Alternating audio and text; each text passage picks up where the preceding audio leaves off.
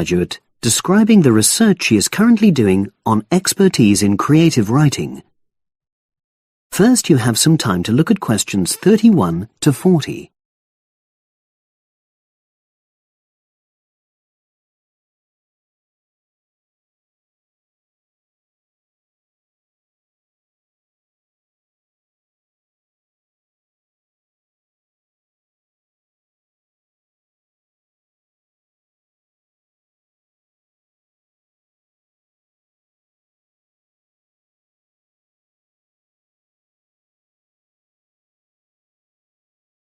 Now listen and answer questions 31 to 40.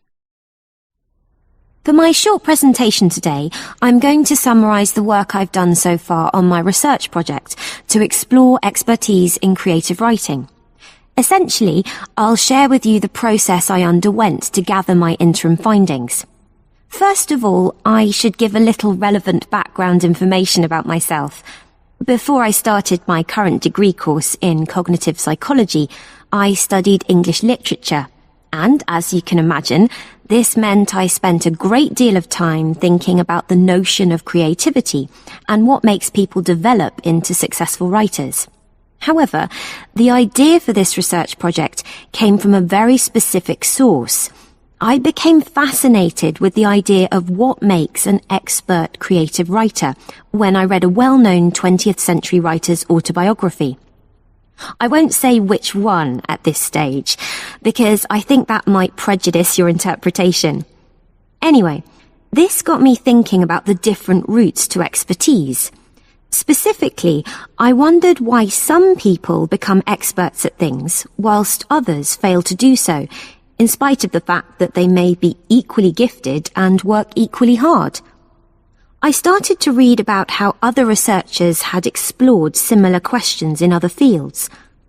I began to see a pattern that those studies which involved research in a lab were too controlled for my purposes, and I decided to avoid reading them.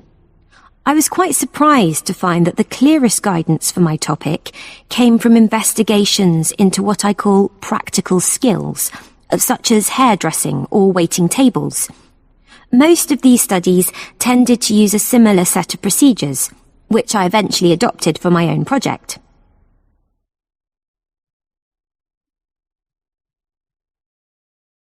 I'll now explain what these procedures were. I decided to compare what inexperienced writers do with what experienced writers do.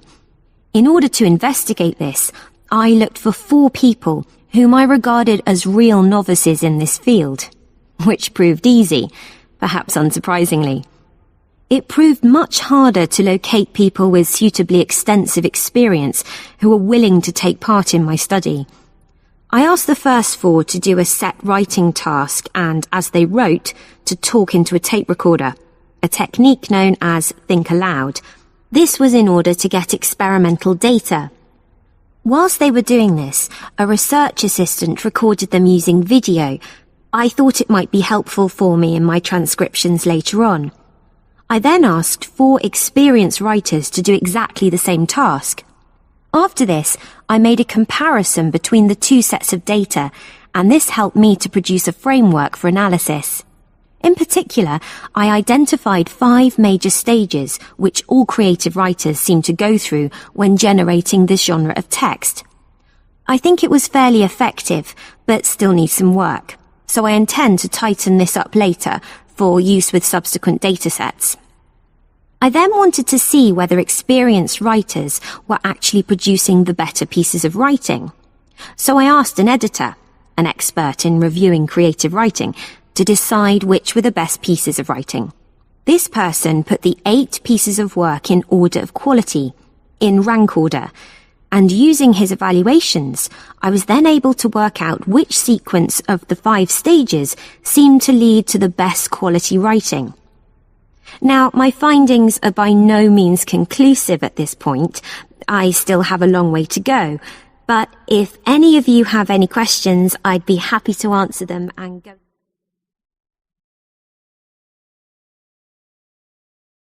That is the end of part 4. You now have half a minute to check your answers.